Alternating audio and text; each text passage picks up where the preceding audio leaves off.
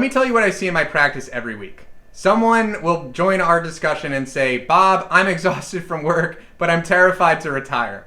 Why do so many people feel mentally ready to leave work but still hesitate to retire? It's because your heart and your head are having two completely different conversations. Your heart is saying, I'm done with this stress, these meetings, but your head is screaming, what if you make a huge mistake? What if you make the mistake to leave and you can't go back? What other conflicting thoughts do pre-retirees often experience? They're thinking, I can't wait to sleep in and not deal with office politics, while simultaneously worrying, what if the market crashes? What if I get sick? What if I'm bored out of my mind? It's like having an angel and a devil on your shoulders, except they're both talking about the same decision. Why can retirement feel less like a logical decision and more like a leap into the unknown? Well, because for 30 or 40 years, you've had the same routine. Wake up, go to work, get paid, see the paycheck every 2 to 4 weeks, repeat. Even when work stinks, it's predictable. But retirement, that's uncharted territory. You're giving up everything familiar for something you've never experienced. Why does the transition from a steady paycheck to living off savings feel so intimidating? It goes against every financial instinct that you've developed. Plus, that paycheck represented security. And without it, you're betting everything on money you've saved and investments you hope will last. What financial fears tend to dominate retirement decisions? The big ones I hear constantly: what if I run out of money? What if the market crashes right before I retire? What if healthcare costs wipe me out? These fears keep people working years longer than they need to. Why is the fear of running out of money so powerful? Because nobody knows how long retirement will last. I've had clients say, Bob, my grandmother lived to 97. What if I do too? When you don't know if you need your money to last for 15 years or 35 years, it feels impossible to know if you have enough. And what about concerns about market volatility, inflation, and healthcare come into play? And how do they influence our retirement timing? Here's what happens. People delay retirement during good markets because they're waiting for the big crash. Then when the crash happens, they delay retirement because they want their accounts to recover first. It's a no-win situation where it's never the right time. And healthcare? Many of us have heard horror stories about medical bills destroying retirement savings. And this is one of those risks. Now, I frequently find folks trying to layer conservative assumptions on top of conservative assumptions in their planning, which over time will get us further and further away from a reasonable reality. They'll assume that the market will crash and healthcare costs skyrocket and they'll live to 100. When you stack these worst case scenarios on top of worst case scenarios, no amount of money will feel like enough. So how does building a structured income plan help address those fears? When I sit down with families and show them exactly where their retirement income will come from, Social Security, pensions, their retirement withdrawals, and we map out their taxes year by year, something magical happens. The fear starts melting away. It's not about having a huge pile of money. It's about knowing the pile will generate the income that you need month after month for as long as you need it. Now we can get into the non-financial considerations in retirement. Why can retirement create concerns about purpose and identity? Look, when somebody asks you what you do at a party, you don't say, I'm a human being. You say, I'm a teacher, or I run a business. Your job isn't just how you make money, it becomes part of our identity and who you are. Take that away and you're left wondering, now what am I? How much of our routine, structure, and social connection comes from work? Way more than people realize. You wake up at the same time, see the same people, solve problems, feel needed and productive. Work gives you your schedule, your social life, your sense of accomplishment. Without it, you can absolutely feel completely lost.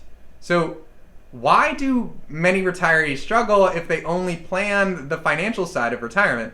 Because having enough money answers the question, can I afford to retire? Or Maslow's hierarchy of needs base pyramid, but it doesn't answer, what will I do with myself?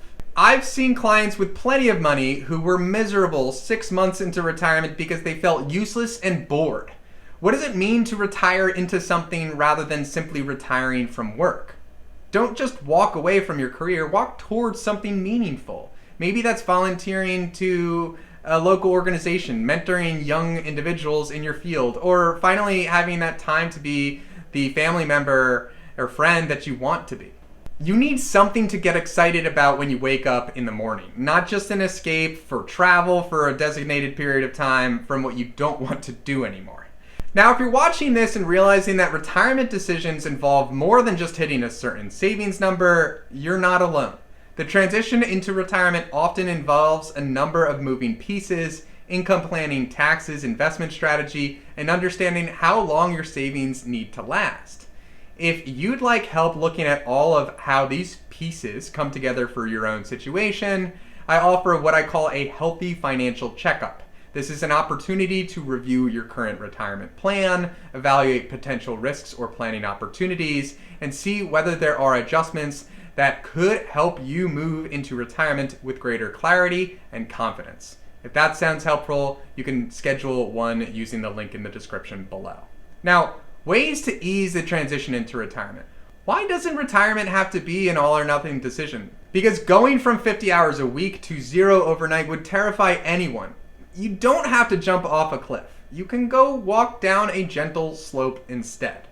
How can phased retirement or part-time work ease the transition? Even if it's part-time and free, talk to your HR department about cutting back to several days a week or stepping down from management but staying on as a consultant. You keep some of the income coming in, you maintain your social connections, but you get a taste of having more free time. So why can test driving retirement reduce the fear of the unknown? Consider taking a sabbatical for 6 months or a year. Travel, volunteer, dive into hobbies, see what retirement might actually feel like, how you might spend your time. Some people discover that they love it and retire permanently, whereas others, they want to keep working or maybe switch to a different role. Either way, you are making an informed decision based on your experience, not fear and guesswork. So the risk of waiting too long. Why do many people delay retirement longer than necessary?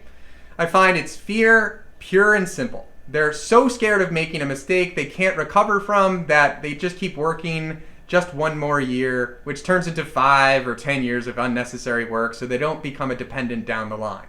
What do retirees often realize after they finally make the transition? Well, they tell me, Bob, I wish I had done this years ago. They realized the anticipation and fear were so much worse than the actual reality of retirement. Well, why are the early retirement years often the most valuable? Because those are the years when you're still healthy, energetic, and able to do the traveling and activities you've been dreaming about. If you could safely retire at 62, but wait until 70 out of fear, those 8 years of your healthiest retirement time have gone forever. Now, how can waiting too long mean missing opportunities that can't be recovered later? Time is the one thing money can't buy. I've had clients delay retirement for years, worrying about having enough money only to discover they already had saved plenty 3 years earlier. Those years of stress, missed family time, postponed dreams, you can never get them back. I frequently encourage individuals to not spend less, but spend more. Otherwise, their kids will be flying first class if they don't. The real risk, I find, oftentimes isn't as much about running out of money. It's running out of the time while you're still healthy enough to enjoy the life that you've worked so hard to build. So if you're tired of working but scared to retire, one of the biggest things that can help is getting clarity around whether your money is actually still serving the role you think that it is. Because for many people, the fear of retiring is tied to one assumption: I probably still need to keep saving. But that is not always true. In fact, there can come a point where continuing to save for retirement is no longer a decision that most improves your plan. That is exactly what I walk through in this video right here, where I explain when saving more money may stop helping, how planners evaluate that decision, and what can start to matter more once retirement is already well funded. I'll see you there.